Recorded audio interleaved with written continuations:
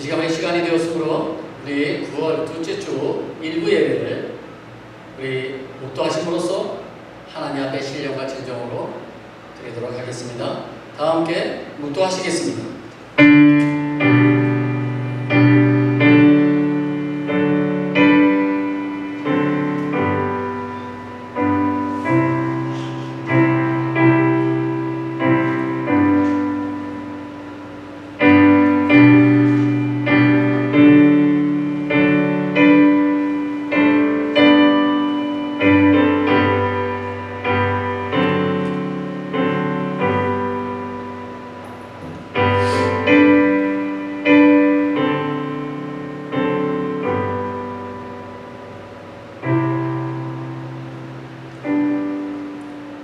내 경례를 평안하게 하시고 아름다운 밀로 너를 배불리시며 그의 명령을 땅에 보내시니 그의 말씀이 속히 달리는도다. 아멘. 온 세상의 주인이 되시며 우리의 인생길을 인도하시는 하나님 아버지, 오늘 거룩한 주님의 나라의 성전에 모여 마음과 정성을 모아 하나님께 찬양과 감사로 예배를 드리오니 주님 홀로 영광받아 주시옵소서. 주님께서 이 예배 가운데 임재하여 주셔서 우리를 만나 주시고 감동과 은혜가 넘치는 예배가 되게 하여 주시옵소서. 사랑이 많으신 주님, 우리가 죄 중에 살면서도 죄인 줄 모르고 오히려 교만한 마음으로 살아온 우리의 모든 죄를 용서하여 주시옵소서. 바쁘고 어지러운 이 세상 가운데서도 주님의 음성에 귀를 기울이며 우리의 중심이 흔들리지 않고 날마다 주님을 닮아가며 주님의 뜻을 이루기를 원합니다. 이 땅에 눈에 보이는 것만을 추구하지 않게 하시고 늘 하나님의 나라를 생각하며 주님의 말씀에 따라 살아가게 하여 주시옵소서. 오늘 들은 말씀을 실천하며 살아갈 수 있도록 우리의 인생길을 인도하여 주시옵소서. 그리하여 예수님의 말씀과 행동을 닮아가는 우리 모두가 되게 하여 주시옵소서. 오늘 귀한 예배를 위해 수고하는 손길들을 기억하여 주셔서 하는 모든 일들 위해 주님의 은혜가 넘치게 하여 주시옵소서. 저들의 수고와 헌신이 하늘나라의 귀한 상급으로 쌓여지도록 축복하여 주시옵소서. 이 시간 우리 교회를 위해서 기도합니다. 우리 소망장로교회가 방황하는 이 세대의 소망의 등대가 되는 교회가 되게 하시고 무엇보다 성령 충만함으로 주님의 뜻을 이루어가는 교회가 되게 하여 주시옵소서. 오늘도 선포되는 말씀을 통하여 치유와 회복의 역사가 있게 하시고 주님의 능력 가운데 우리의 영혼이 새롭게 변화되어 세상을 이기는 담대한 주님의 백성들이 다 되게 하여 주시옵소서. 이 시간 하늘문을 활짝 열어 은혜의 단비를 내려주시고 이 예배 가운데 주님이 찾아오셔서 우리의 마음을 다스려 주시옵소서. 거룩하신 예수 그리스도의 이름으로 기도드립니다. 아멘.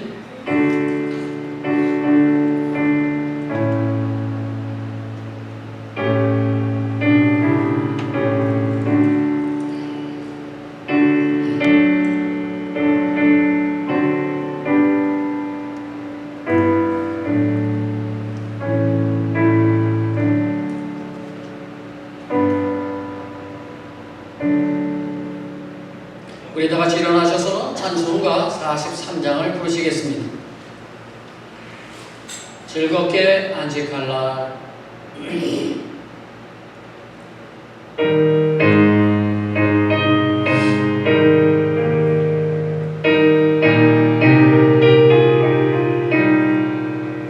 즐겁고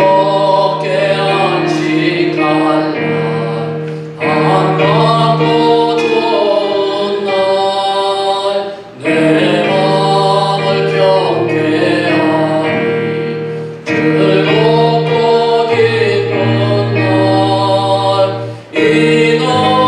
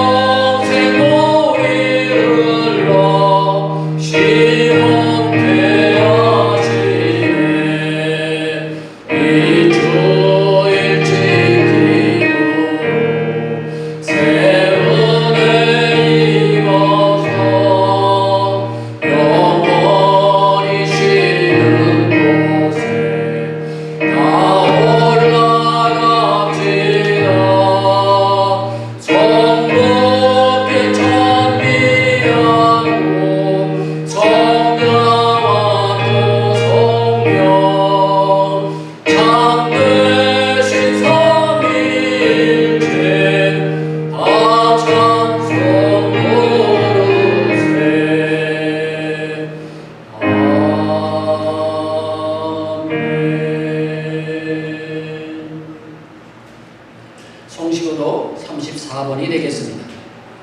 시편 81편 말씀입니다. 교독하도록 하겠습니다.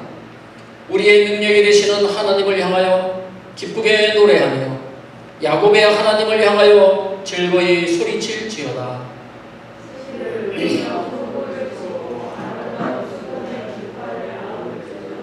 초하루와 보름과 우리의 명절에 나팔을 불지어다. 하나님이 애굽 땅을 치러 나아가시던 때에 요셉의 족속 중에 이를 증거로 세우셨도다. 이르시되 내가 그의 어깨에서 짐을 벗기고 네가 고난 중에 부르짖음에 내가 너를 건졌고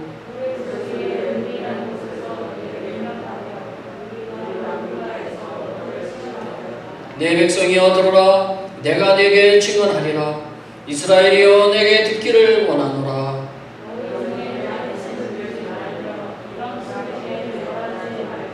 나는 너를 애굽 땅에서 인도하여 낸 여호와 네 하나님이니 내 입을 크게 열라. 내가 채우리라 하였으나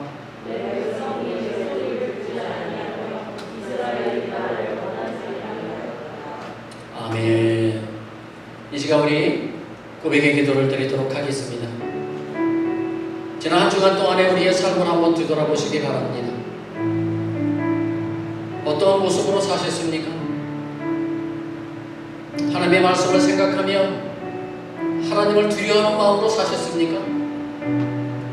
아니면 내 생각과 내 고집대로만 사시지는 않았습니까?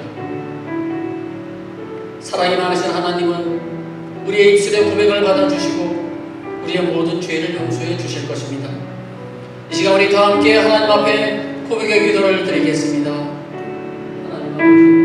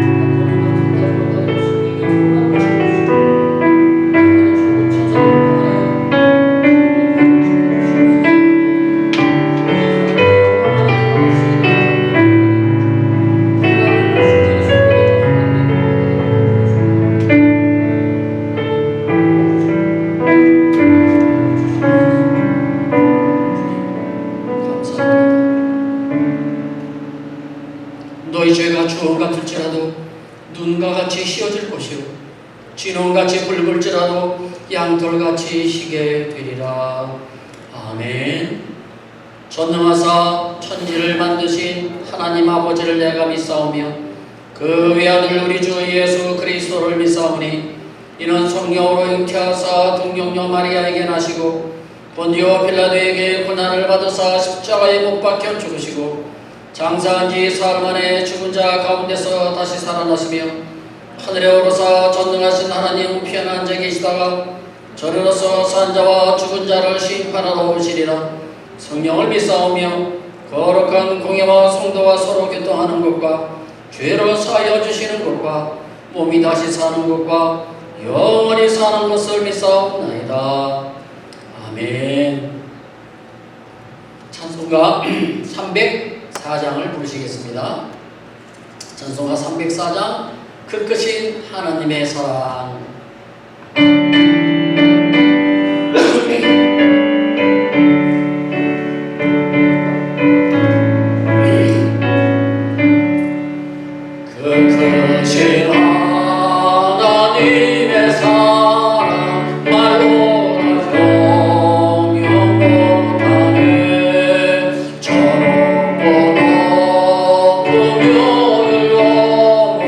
Ila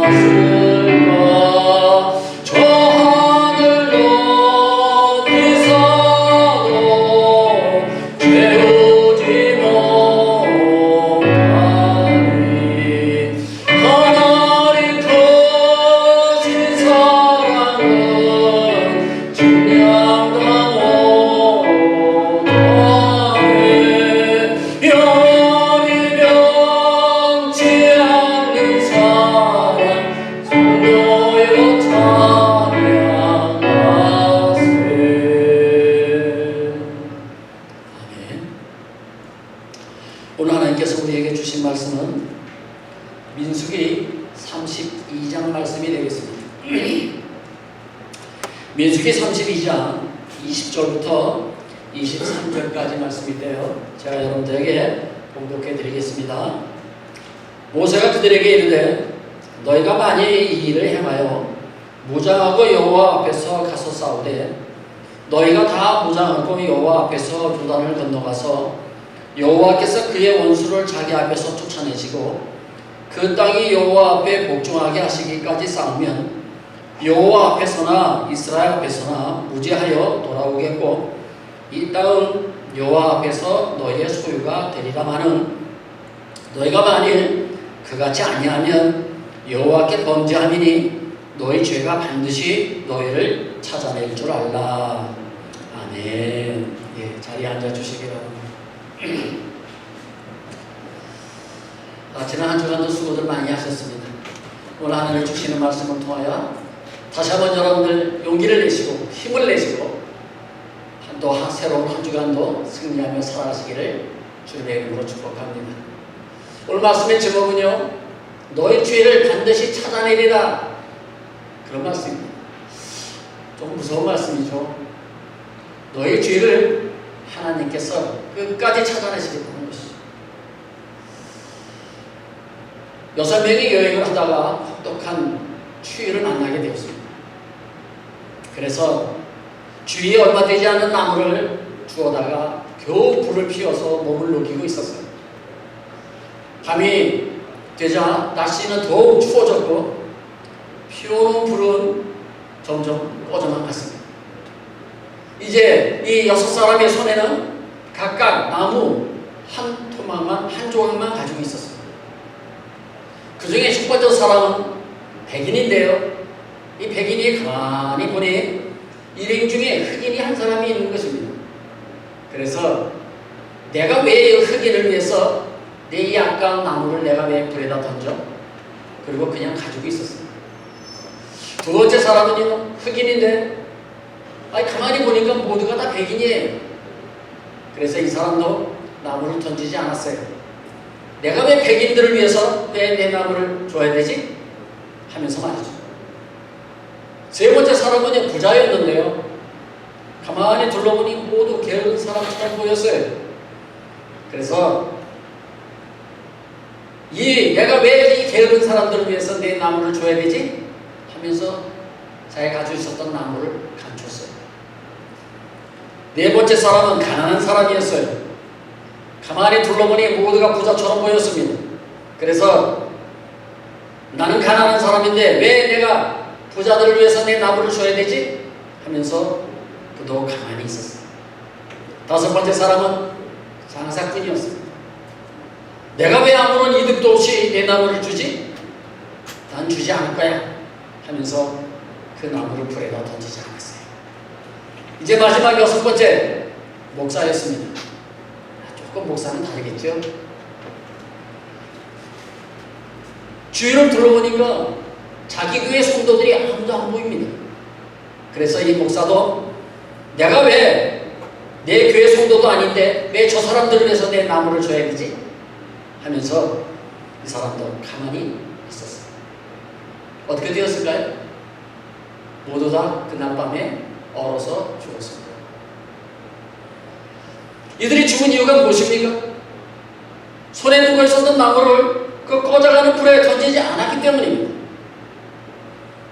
이들이 서로 악한 짓을 저질러서 죽은 것이 아니라 타인을 위한 사랑과 희생과 그 이기적인 마음 때문에 모두가 죽은 것입니다. 지금 모세는 루벤 지파와 갓 지파가 무슨 악한 일을 해서 책망한 것이 아니라 얼어 죽은 이 6사람들처럼 타인을 위해서 해야 할 일을 하지 않으려고 하는 그 죄를 이 모세가 책망한 것입니다. 이제 이스라엘 백성들이 40년 동안 광야에서 방황하다가 드디어 가나안 땅이 보이는 요단강 동편까지 도착을 했습니다. 당시 요단강 동편에는 이 길르앗 땅을 다스리고 있었던 사람이 있었어요. 그는 바산왕 옥과 아모리 왕 시온이었는데요. 그 옥과 시온 왕을 물리치고 이 이스라엘이 그 땅을 차지하게 됩니다. 요단강 동편 땅을 말이죠.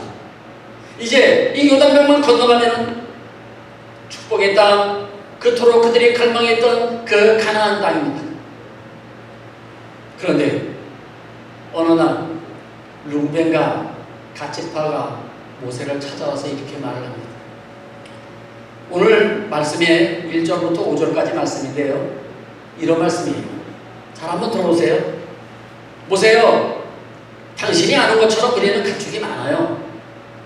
여기 요단강 동편의 길르앗 땅을 보니 목초가 많아 목축하기에 적당한 땅이니 이 땅을 우리에게 기업으로 주십시오. 우리는 여기서 살고 가나안 사람들과 싸우기 위해서 요단강을 건너가지는 않겠습니다. 우리가 이 땅에 자녀들을 위해서 집을 짓고 짐승들을 위해서도 우리를 지어서 우리는 이곳에서 평안히 살겠습니다. 그렇게 말하는 거예요.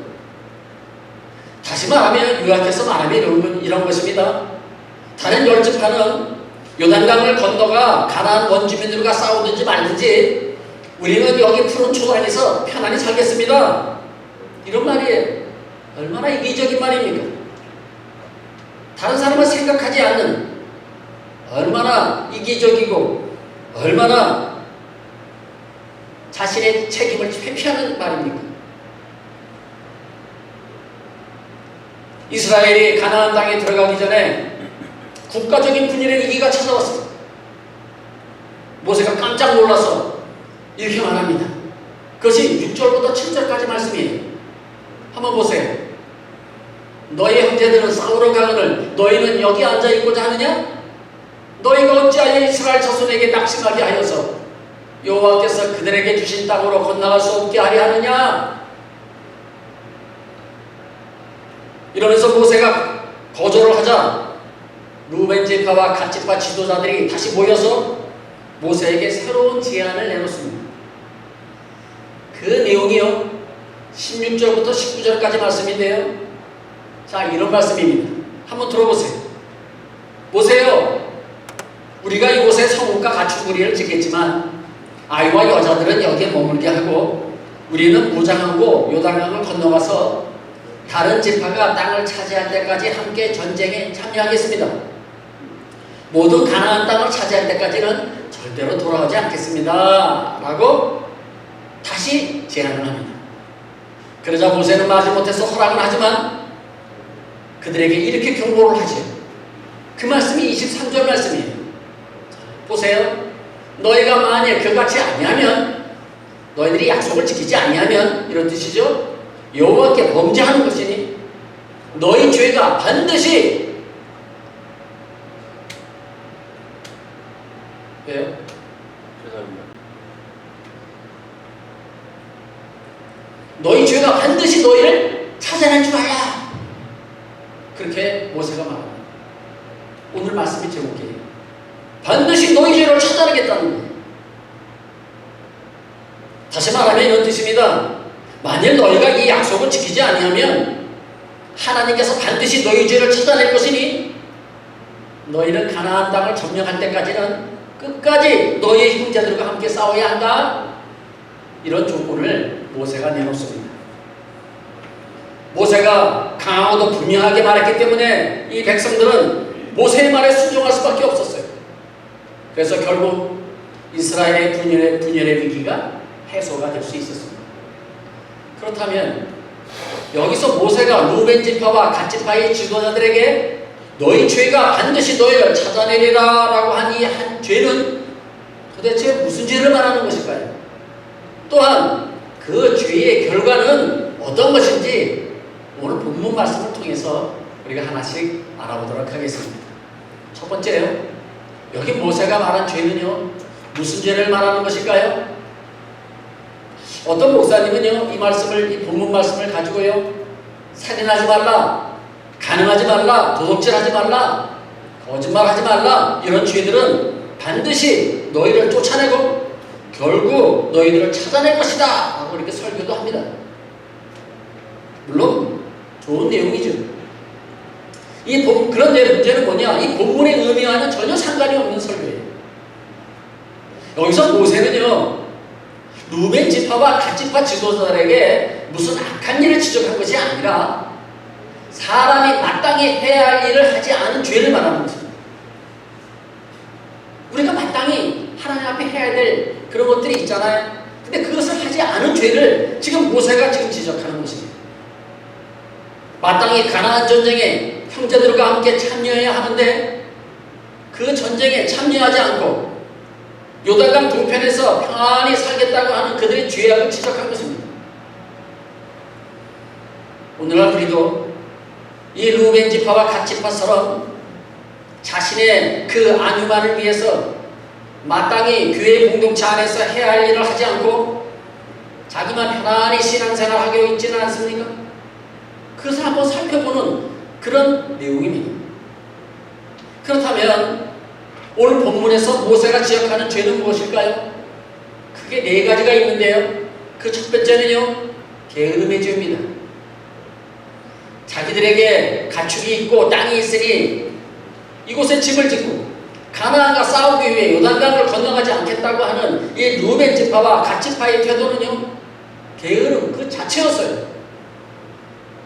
내 동족이야 어떻게 되든지, 내 나라가 어떻게 되든지, 내 공동체가 어떻게 되든지 상관하지 않고 나만 편하면 된다고 하는 생각, 그것이 게으름의 죄인 것입니다.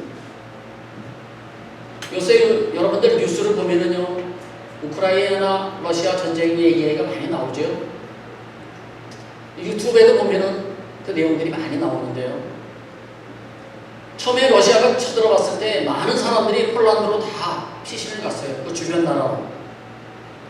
그런데 그들이 다시 깨닫고 다시 우크라이나로 돌아갔지 않습니까?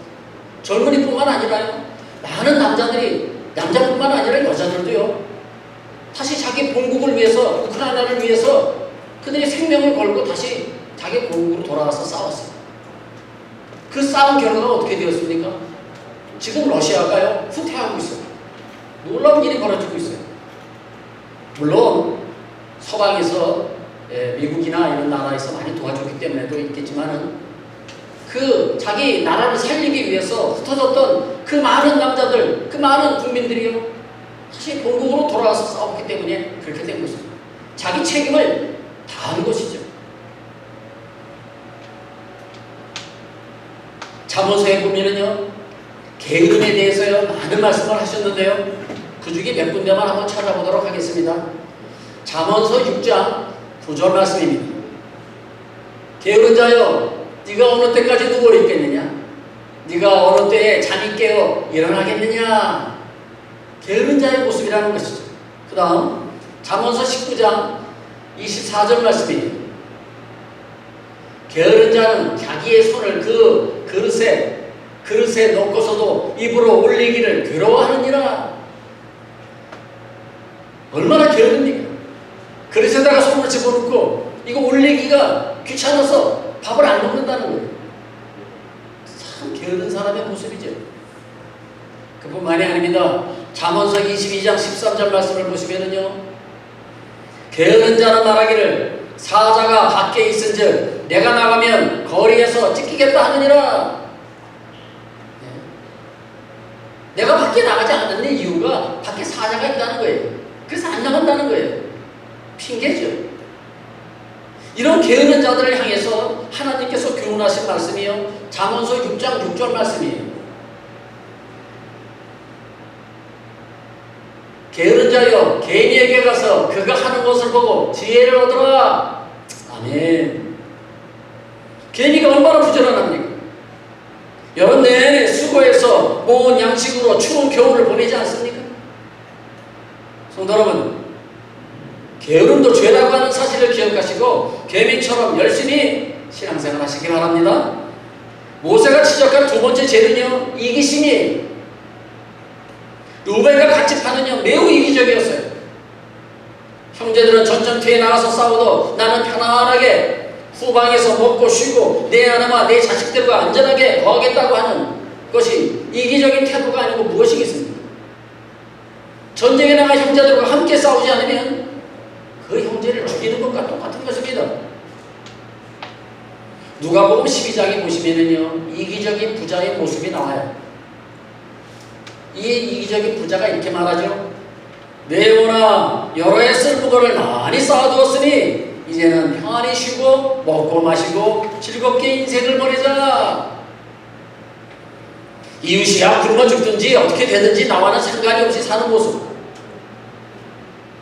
하나님의 교회가 어렵든지 힘든지 나와는 상관이 없이 신앙생활하는 모습이 바로 이런 이기적인 모습인 것입니다.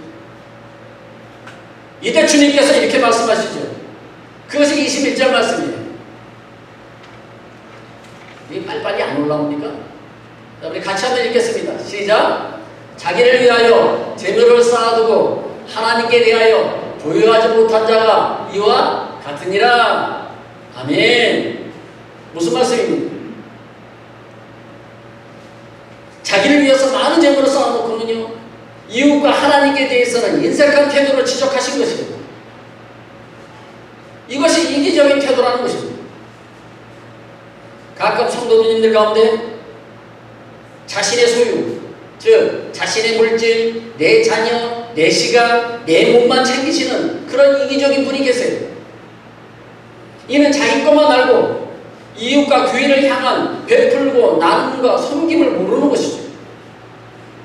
이런 사람은 친구들과 동료 그리고 성도들에게 이기적인 사람으로 취급을 받게 되어 외롭게 외톨이가 될 것입니다. 그리스도인은 자기 것을 나눠줄 수 있어야 합니다. 그것이 바로 성도예요. 어려운 사람이 있으면 도와주고 베풀고 섬길 줄 아셔야 됩니다. 그것이 그리스도인이에요. 이런 사람은 친구나 동료나 성도들 사이에서도 인정을 받게 되고요. 공동체의 리더가 될 수가 있지만 자기 것만 챙기는 사람, 내 것만 챙기는 사람, 이런 이기적인 사람은 사회에서나 교회에서 외톨이가 될 수밖에 없는 것입니다. 또한 그리스도인은요, 타인의 영혼도 귀하게 생각하셔야 합니다. 우리 주변에 수많은 사람들이 지옥을 향하여 달려가고 있지 않습니까? 그들을 그대로 판단하고 나의 체면과 자존심과 편안함만 생각한다면 이는 형제와 이웃을 죽이는 그런 자와 다름이 없는 것입니다. 이기적인 모습이죠. 나는 예수 믿고 구원받아서 천국에 가겠지만 남들이야 지옥에 가든지 저주를 받든지 나와는 상관이 없어. 그러고 생각하는 사람, 이런 사람은 영적인 이기심이 가득 찬 사람인 거예요. 바로 이런 죄를 하나님께서 찾아낼 것이라고 모세가 지적하는 것입니다. 그런 죄도 하나님이 찾아내시겠다는 거예요. 성도 여러분, 하나님은 이런 죄까지도 우리에게 찾으심으로 기회가 되는 대로 가족과 이웃과 동료들에게 예수님을 전하시는 여러분들 다 되시기를 바랍니다. 이제 모세가 지적한 세 번째 죄는요, 받은 은혜를 갚지 않는 죄예요. 5절을 한번 보실까요? 자, 같이 한번 읽겠습니다. 잠독해 실경 우리 같이 한번 읽겠어요. 시작. 또 이르되 우리가 만일 당신에게 은혜를 입었으면 이 땅을 당신의 종들에게 그들의 소유로 주시고 우리로 요단강을 건너지 않게 하소서. 아멘. 여러분, 은혜를 받았으면 은혜를 갚아야 되는 거 아니에요? 그렇지 않습니까? 그런데 루방과 이 갓지파는요, 도리어 당신에게 은혜를 입었으니 그 땅을 우리 기업으로 주시고 요단강을 건너가서 전쟁에 참여하지 않게 해달라고 그런 염치 없는 부탁을 하고 있습니다. 염치가 없지요. 이는 지금까지 함께 목숨을 걸고 전쟁한 다른 지파에 대한 배신입니다. 오늘날 대한민국은 30년 전과 크게 달라졌어요.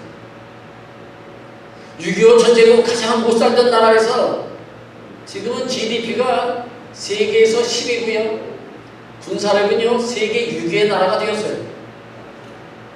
이는 하나님께서 대한민국에 복을 주셨기 때문이 아닙니까? 우리가 받은 이 하나님의 은혜가 얼마나 큽니까? 그런데 이제 좀 잘 살게 되었다고 고개에다가 힘주고 다른 나라 사람들을 무시하고 업심 여기고 그러면 되겠습니까? 성도 여러분, 우리가 받은 은혜를 갚지 않으면 그것은 하나님 앞에 죄인 거예요. 죄라는 거예요. 먼저 깨어서 나라와 민족을 위해서 기도하셔야 합니다. 그것이 은혜를 갚는 길이에요. 대통령과 정치인들에서 기도하셔야 됩니다. 또한 세계 선교의 횃불을 높이 들고 아직도 예수가 구원자 되심을 모르는 민족들에게 복음을 전파하셔야 합니다. 그것이 바로 은혜를 갚는 길인 것입니다. 우리가 하나님의 은혜를 받고도 우리가 하나님의 은혜를 갚지 않으면 분명히 하나님께서 말씀하신 것은 뭐라고 했습니까? 죄라는 겁니다. 네 번째, 이 모세가 지적한 네 번째 죄는요, 형제를 낙심케 했다는 거예요. 모세가 갓 자손과 루벤 자손에게 이렇게 말합니다. 그 말씀이 6절과 7절 말씀인데요, 제가 쉽게 표현해서 제가 설명을 드리겠습니다. 이런 말씀이에요. 너희 형제들은 싸우러 가는데 너희는 여기 앉아 있겠다는 거냐? 너희가 어찌하여 이스라엘 자손을 낙심케 하여 여호와께서 주신 땅으로 건너가지 못하게 하느냐? 모세가 그들에게 이렇게 말하는 거예요. 형제를 낙심케 했다는 거예요. 루벤과 갓지파가 요단 동편 땅에 둘러앉아 평안히 살면 이런 축복이 아니라 다른 열 지파들을 낙심하게 하는 일이라고 모세가 지적하는 것입니다. 여러분, 인간은요, 서로에게 영향을 주는 존재예요. 그러므로 우리는 다른 사람을 낙심케 해서는 안 됩니다. 나의 행동을 보고 나의 말하는 것을 듣고 다른 사람이 낙심하게 된다면 하나님께서 그 죄를 반드시 찾아내시겠다는 거예요. 무서운 말씀이죠. 그러므로 우리는요, 한 사람이라도 낙심시키지 마시고 오히려 격려하고 위로하고 용기를 주셔야 합니다. 성도 여러분, 주위에 많은 사람들에게 선한 영향력을 끼치시는 저와 여러분들이 다 되시기를 바랍니다. 큰 두 번째입니다. 죄가 너희를 반드시 찾아낸다고 하는 이 말씀은요, 어떤 의미일까요? 그 첫 번째 의미는요, 양심의 가책이 온다는 거예요. 내가 죄를 짓고 나면 양심의 가책이 오죠. 아, 내가 왜 그때 그랬지?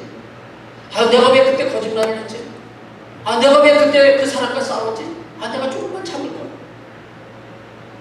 이처럼 정상적인 사람이라면요, 죄를 짓고 나면 양심의 가책을 받게 되어 있어요. 루벤과 갓지파가 요단 동편에서 가족들과 평안히 살다가 나중에 전쟁이 다 끝나고 열 지파가 그 가나안 땅을 다 차지하고 나면은요, 그 다른 지파 사람들은 어떤 얼굴을 보겠습니까?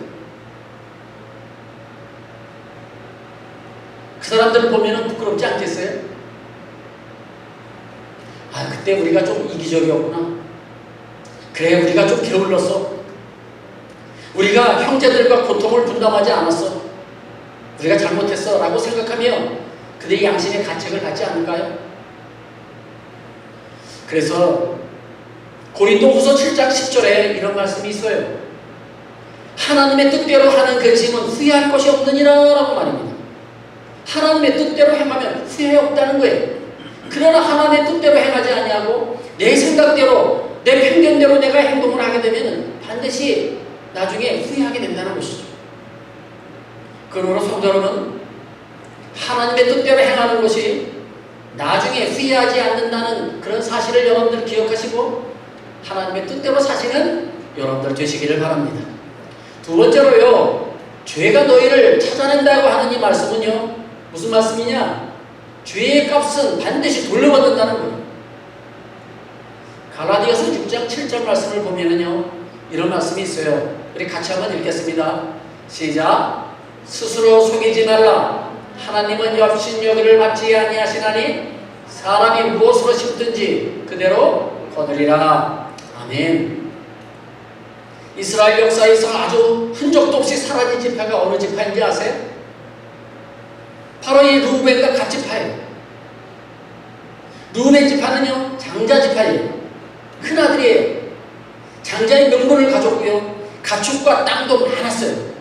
그렇기 때문에 충분히 싸울 힘이 있었지만은 이들은 싸움을 회피하고 형제의 고통을 분담하지 않고자 했기 때문에 결국은 모든 힘과 능력을 다 잃어버리고 말았어요.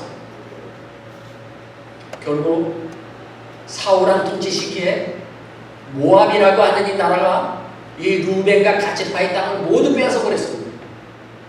그래서 요단강 동편의 그 비옥한 땅은요, 이스라엘 지도에서 완전히 사라지게 됩니다. 지금은 그 땅을 누가 차지하고 있습니까? 요르단과 시리아라고 하는 나라가 그 땅을 현재 차지하고 있습니다.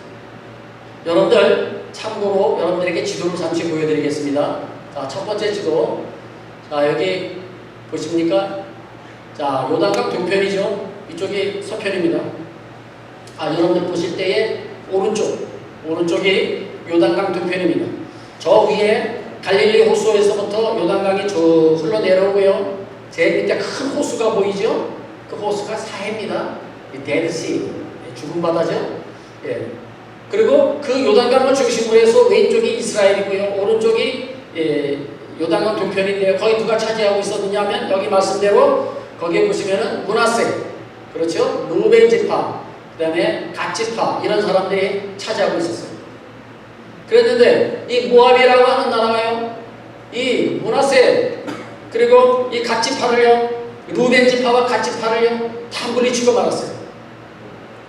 그래가지고 지금 어떻게 되었느냐 하면요, 자, 지금 지도를 한번 보세요. 자, 현재의 지도입니다. 자, 여러분들 보실 때 왼쪽이 이스라엘입니다. 요단강 동편의 오른쪽이, 제 아래가 요르단, 저 위에가 시리아입니다. 이처럼 이 므낫세, 루벤 지파와 이 갓 지파는요 완전히 사라지고요, 이스라엘 지도에서는 완전히 없어졌어요. 그리고 지금은 요르단과 시리아가 그 땅을 차지하게 되는 것입니다. 왜 이렇게 되었나요? 자기 책임을 다 안 했기 때문에 그런 것입니다. 너무 이기적이었기 때문에. 자기만 생각하고 남은 생각하지 않았어요. 그래서 결국은 이렇게 된 것입니다. 오늘의 말씀을 마치도록 하겠습니다. 사랑하는 성도 여러분, 우리는 하나님께 많은 은혜를 받았습니다. 이제는 우리가 받은 은혜를 갚을 때가 되었습니다. 우리는 지옥 갈 죄를 탕감을 받았고 영생과 부활의 소망을 받게 되었습니다. 그럼에도 불구하고 기도도, 봉사도, 구제도, 전도도, 헌금도 하지 않는다면 이것은 마땅히 해야 할 일을 회피하려 했던 루벤 지파와 갓 지파와 다른 바가 조금도 없는 것입니다. 우리는 오늘 모세가 지적한 대로 너희 죄를 반드시 차단이라고 하는 이 말씀을 우리의 가슴에 새기시고 바울처럼 빚진 자의 심정으로 살아가시는 우리 모든 성도님들 되시기를 주님의 이름으로 축복합니다. 이 시간 우리 함께 기도하기를 원합니다. 오늘 주신 말씀을 한번 생각하십시오. 우리가 하나님으로부터 받은 은혜가 얼마나 많습니까? 그 은혜를 갚지 못하고 더 빚을 지고 살아가고 있지는 않습니까? 그 죄를 하나님 앞에 고하시기 바랍니다. 내가 하나님 앞에 받은 은혜가 이렇게 많은데 내가 하나님 앞에 그 은혜를 갚지 못하고 살고 있습니다. 하나님 날 용서해달라고 기도하시고 너희 죄를 반드시 찾아낸다고 하는 이 말씀을 늘 기억하며 하나님 앞에 부끄러움이 없이 선한 영향력을 행사하며 살아가게 해달라고 이 시간 우리 주여 한번 부르고 이 시간 우리 통성으로 함께 기도하시겠습니다. 주여! 하나님 아버지, 오늘 말씀 통하여 주시기를 우리가 하나님 앞에 받은 은혜가 얼마나 많습니다. 하나님 그 받은 은혜 하나님 앞에 갚아야 하는데 갚지 못하고 살아가고 있는 우리의 모습을 우리의 죄를 용서하여 주시옵소서. 그 죄를 반드시 찾아내는 이 말씀을 기억하고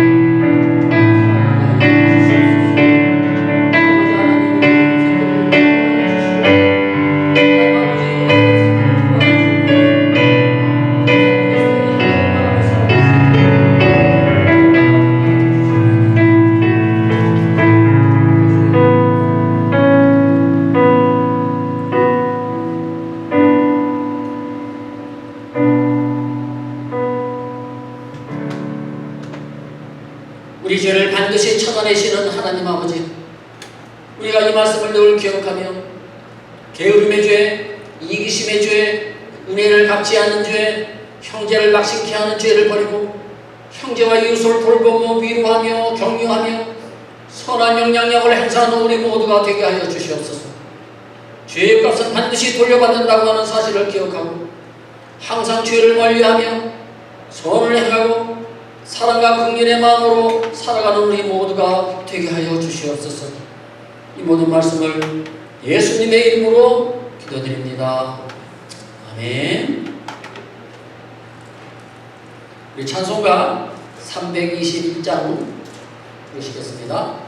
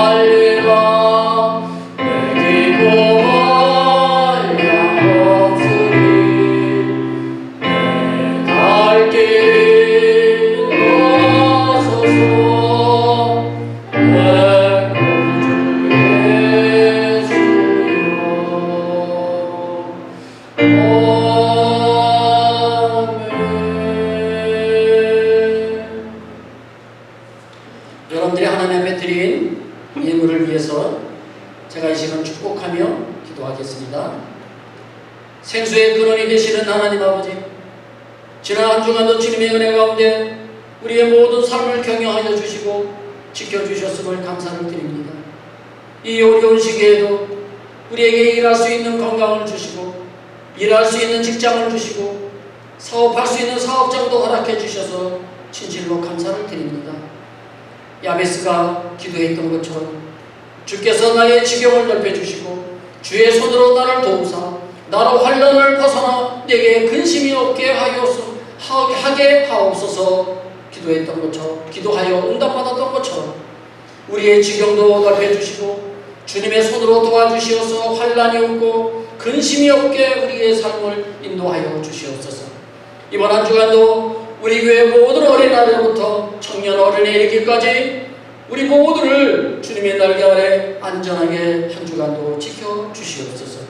엘코라도의 성경 원칙이 잘 마무리될 수 있도록 아론과 노르마 전사님을 끝까지 믿음으로 붙들어 주시오며 건축이 완공될 때까지 필요한 사람들과 필요한 물질들을 공급하여 주시옵소서.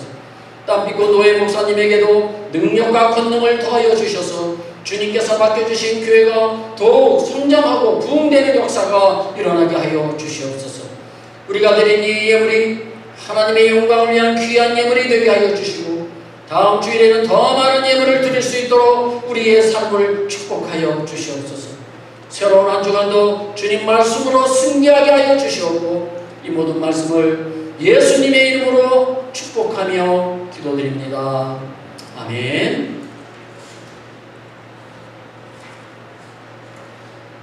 광고 말씀 드리도록 하겠습니다. 두 번째 광고 말씀은 순회 영상 업무, 제가 지난주에 말씀드린 대로 9월 19일 다음 주 월요일입니다. 다음 주 월요일 날 홀리데이 호텔에서 있습니다. 바로 옆에 있는 이 홀리데이 호텔에서 오후 1시부터 18시니까 6시까지 있다고 하니까 여러분 혹시 필요하신 분들은, 업무가 필요하신 분들은 영사 업무 24에 들어가셔서 사전에 예약을 하시고 가시기 바랍니다. 다음 주 월요일입니다. 그리고 네 번째 대표기도, 다음 주 대표기도는 우리 박찬하 집사님, 그 다음 주는 우리 신경수 집사님이 수고해 주시겠습니다. 9월 한 달 동안 교회 안내는 우리 주일권 집사님, 우리 박찬하 집사님이 수고해 주시겠고요. 오늘 재정 보고는요 2부 예배 후에 재정 3분기 재정을 보고 드리도록 그렇게 하겠습니다. 우리 다 같이 일어나셔서 우리 마지막 손 부르고 축도함으로 모든 예배를 마치도록 하겠습니다. 오직 주의 사랑이네요.